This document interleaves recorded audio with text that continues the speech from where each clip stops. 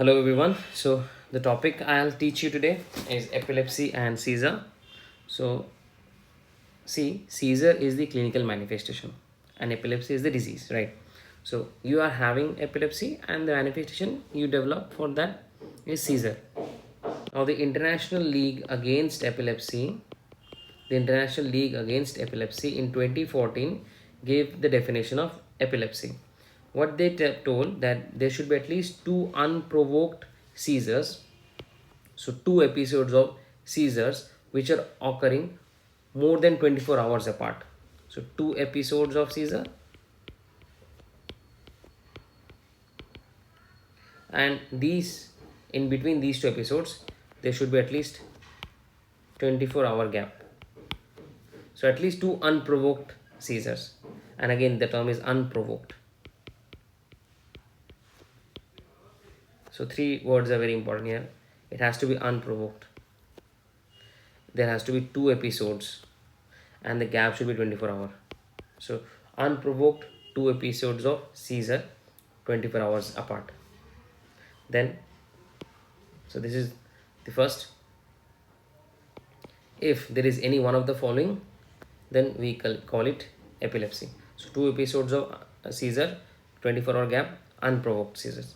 Or second category, we have one episode of seizure that also has to be unprovoked, diagnosed after just one episode of seizure which has to be unprovoked. But the third point here is that the recurrence risk, RR, I'll write in short, the recurrence risk is more than 60% in the next 10 year. Okay, so two episodes of unprovoked seizure which are 24 hour apart, or one episode of seizure again unprovoked, but third point here is that recurrence rate is of more than 60% in the next 10 year. This is the second category. Many people tell this in short: one unprovoked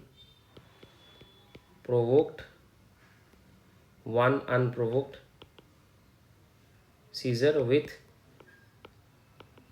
high recurrence risk.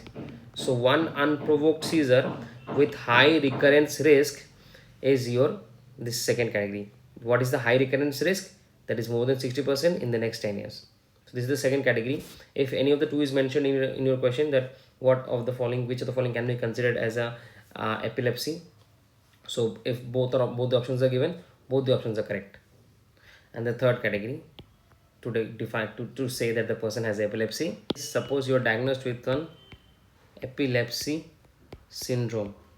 You're diagnosed with a epilepsy syndrome. Now what are the examples of epilepsy syndrome? Okay, I'll ask a question and you will answer. I know it will be tough, but let's go with the question. Suppose I'll give you a clinical vignette. There is a 4-year-old child. Okay, the child is presenting with suppose spasms of the trunk and arms. Okay, so there is spasm of trunk and arms, and there is developmental regression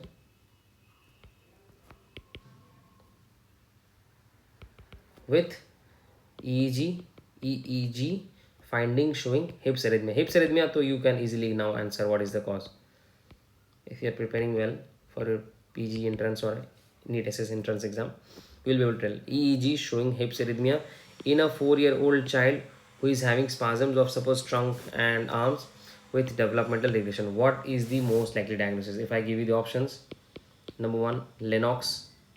You know the spelling of Lennox, Lennox, Lennox Gastaut.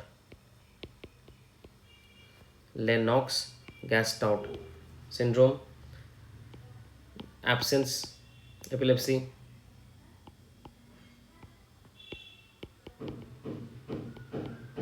West syndrome, fourth option, Dravet syndrome. What is the answer?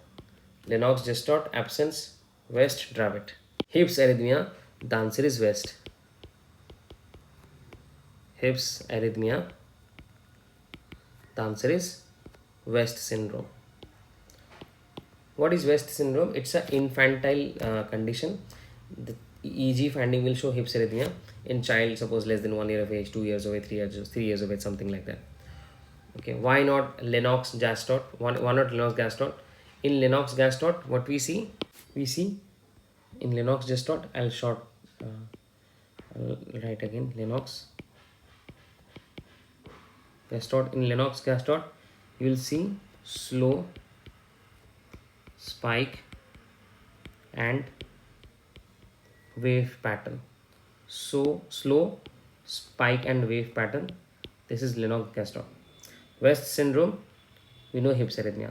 Lennox-Gastaut, slow spike and wave pattern. In childhood epilepsy, which is the absence epilepsy, in the childhood absence epilepsy, it is known as CAE, childhood absence epilepsy. In childhood absence epilepsy, you will find the spike and wave pattern. Spike and wave pattern. 3 hertz. You will have 3 spikes and wave in 1 second. Spike and wave pattern, 3 hertz generalized spike and wave discharge is childhood absence epilepsy. Lennox-Gastaut, you see slow spike and wave. It is less than here in Lennox-Gastaut you will have 1 spike and wave, then another spike and wave within 1 second. So here you are going to have at least 3 spike and wave in 1 second in case of childhood absence epilepsy. In Lennox-Gastaut, you will also find spike and wave, but it will be slow. That means in 1 second you will have only 2 to 2.5. So it is written as less than 2 hertz. Okay, so Lennox-Gastaut and childhood absence epilepsy both have spike and wave, but the speed is matter. In childhood epilepsy, it will be 3 episodes of 3 spike and wave in 1 second. In Lennox-Gastaut, it will be less than 2.5 spike and wave in 1 second. The fourth one, Dravet syndrome. What is the finding in Dravet syndrome? The EEG is generally normal, but sometimes you find spike and wave.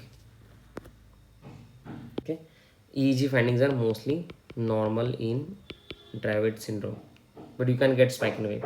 And now coming to this, okay, childhood absence epilepsy is there. There is something called juvenile absence epilepsy. Juvenile absence epilepsy. It is similar to childhood absence epilepsy, but this one is of longer duration, not longer duration, that is more frequent. In 1 second you will find 4. So these are spikes. Very bad at drawing. So this is spike, this is wave, this is spike, this is wave. So we'll have 4 spike and wave in 1 second. So the frequency is between 3 to 4 hertz in case of juvenile absence epilepsy. So these are your epilepsy syndromes. Lennox-Gastaut, absence, congenital absence epilepsy. It can be juvenile absence epilepsy, West syndrome, hypsarrhythmia, Dravet syndrome. This was the definition of epilepsy as per your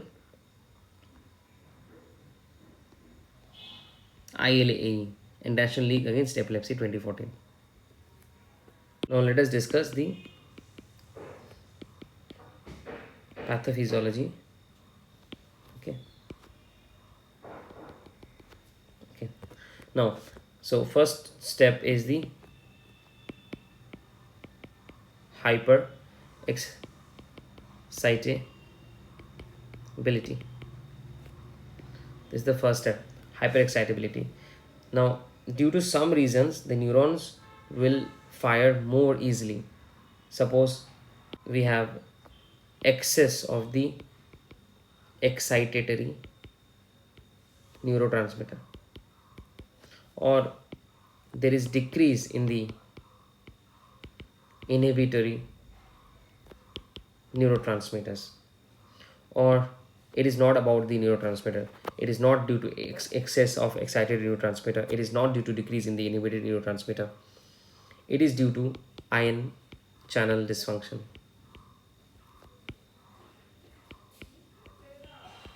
So initiation has to happen. This is the initiation phase. There is hyperexcitability. This hyperexcitability is either due to increase in the excitatory neurotransmitter or decrease in the inhibitory neurotransmitter, or there is some ion channel dysfunction. Now, what are the excited neurotransmitters? We have glutamate, excitatory. Excitatory is your glutamate, and inhibitory is your GABA. Ion channel dysfunction, it can be sodium, potassium, chloride, calcium. Excitation is done. The second step is synchronization. Synchronization of the neurons. Now, these hyper excitable neurons, so first is the initiation step. There is hyperexcitability of the neurons. Then these neurons which are hyperexcited, these neurons will fire synchronously. This synchronous firing of the neurons, of the hyperexcited neurons, is the second step, called synchronization. Okay, so the firing of the hyperexcited neurons, when they fire synchronously, it is known as synchronization, and this gives the EEG change in the form of spikes, in the form of waves. Okay. Then after synchronized firing, third step is propagation. So now propagation can be focal or can go to the other cerebrum also, other hemisphere also. So if it is localized, if the propagation still remains localized, it will give you focal seizure.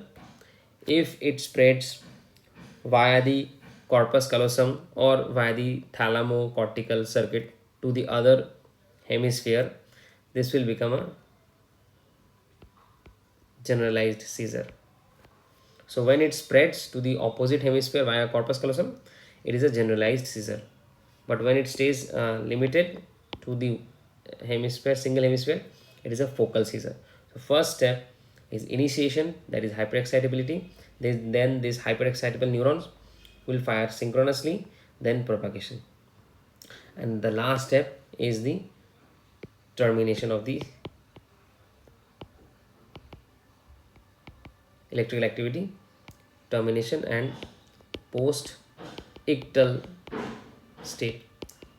Ictal means seizure. So post seizure state, termination of the seizure activity and the post seizure state, any post ictal state. In the post ictal state or in the post seizure state, the person will be confused. What the hell happened with me? Confused, disoriented, okay, drowsy. He or she will be drowsy, will have headache. So confused, drowsy, headache. Obviously, if it is muscle spasms, if muscle spasm had happened, there will be muscle soreness, difficulty to talk, speech difficulty, memory loss, especially of the event that was the seizure event. He or she will not remember he or she had seizure. And after this, the most important MCQ question is Todd's paralysis. It is a temporary weakness. It's a paralysis, so it's a temporary weakness of one side of the body. It's like a stroke, one side of body. So temporary paralysis of one side of body is Todd's paralysis. Confused, sleepy, having headache, muscle soreness, speech difficulty, memory loss, Todd's paralysis, which is one side of the body being weak for temporary period, it is known as Todd's paralysis. So these are the events that happen in the post-ictal state. I was telling you that there are conditions which lead to hyperexcitability, like this sodium channel dysfunction. Now this sodium channel dysfunction happens in the condition which we have already discussed in the MCQs, Dravet. I'll tell you a few things about Dravet. So Dravet syndrome, this condition is an infancy condition. It's also known as severe myoclonic epilepsy of infancy, SMEI. Dravet syndrome, severe myoclonic epilepsy of infancy. Now it onset is within the first 1 year of life. Within first year of your life, Dravet syndrome happens. Okay. Generally, the trigger is after a fever. So the person developed a fever episode and then they will develop Dravet. Problem here is the SCN1A gene mutation. This is sodium channel voltage. Get it? Sodium channel. SCN1A gene mutation, which codes for voltage gated sodium channel.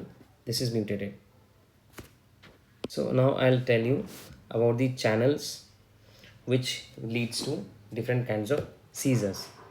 So first of all, sodium channel. Of sodium channel, we first learned about the SCN1A. SCN1A leads to Dravet. Then SCN2A. This will lead to benign familial neonatal infantile seizures. Benign familial neonatal infantile seizures. Whereas Dravet is severe myoclonic epilepsy of infancy. Dravet is severe myoclonic epilepsy of infancy. This is due to sodium channel SCN1A gene mutation, and this one SCN2A, which is also a voltage gated sodium channel. Due to the mutation of SCN2A, it leads to benign familial neonatal infantile seizure. Next, potassium channels. Okay, so potassium channels, KCN, like sodium channel, S for sodium, CN for channel. Similarly, potassium channel, K for potassium, CN for channel. So KCN Q2 and KCN Q3. I'll write it like this: KCN Q2 and KCN Q3. This leads to benign familial neonatal seizures. Benign familial neonatal seizures happens due to KCN Q2 Q3. Let me ask you a question: which of the following gene is most commonly associated with Dravet syndrome? Which gene most commonly associated with Dravet syndrome? SCN2A, SCN1A, SCN8A, and KCN Q2.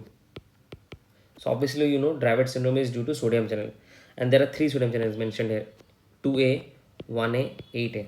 All 3 gives rise to one condition. You have to answer which one is Dravet syndrome. Remember, Dravet is the first one. Remember, 1. Dravet is 1. Most important, very important topic, Dravet syndrome.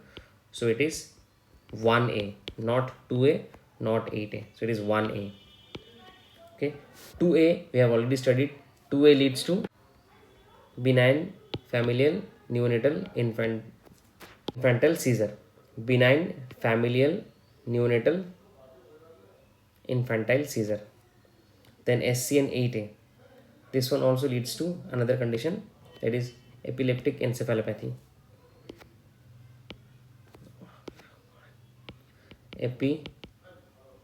Epileptic encephalopathy.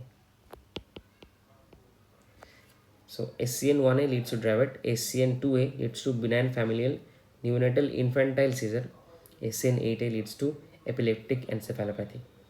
Whereas KCN Q2, this leads to BFNS, benign familial neonatal seizures. Benign familial neonatal seizure is most commonly associated with mutation of KCNQ2 and KCNQ3 genes. Okay, these are potassium channel. Okay, now this seizure has good prognosis. The benign familial neonatal seizure has good prognosis, typically good prognosis. This condition, PFNS. Okay, now gain of function mutation. Gain of function mutation in which gene? In which gene is associated with severe early onset epilepsy, known as epilepsy of infancy.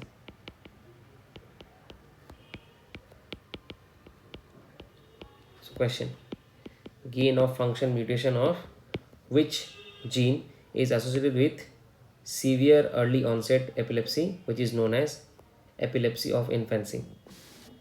Okay, the answer is option. Okay, let me give option.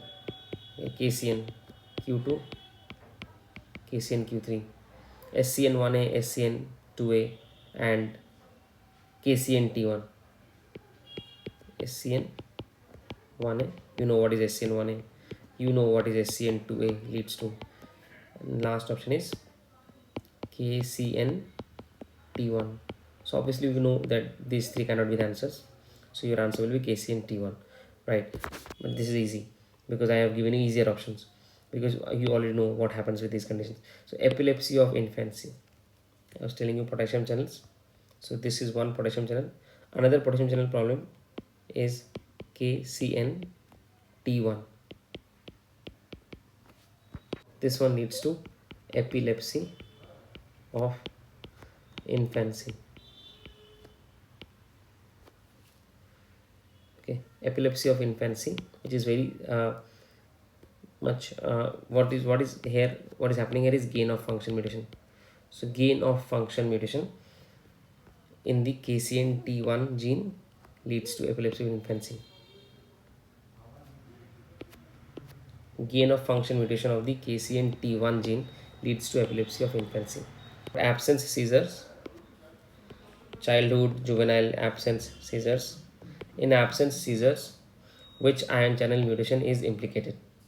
Ion channel which is implicated in the absence seizure is calcium channel. CA-CN-A-1H. Very simple. Ca for calcium, Cn for channel. Calcium channel, Ca-Cn, A1H, and there is another calcium channel, Ca-Cn-A1A, A1H, A1A. These are two separate kinds of gene for calcium channels. If any of them are affected, that leads to some sort of epilepsy. CACNA1H, CACNA1H leads to the absence epilepsy,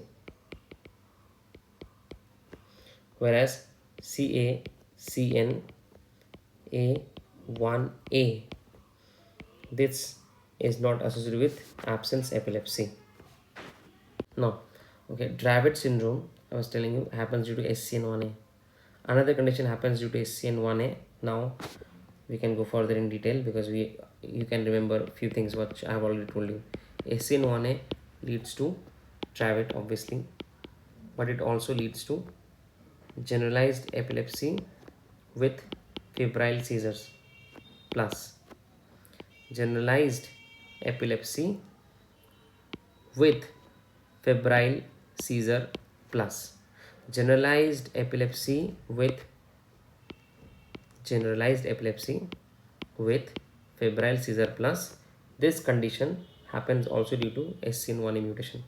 Generalized epilepsy with febrile seizure plus and Dravet, they're both due to sodium channel 1A mutation.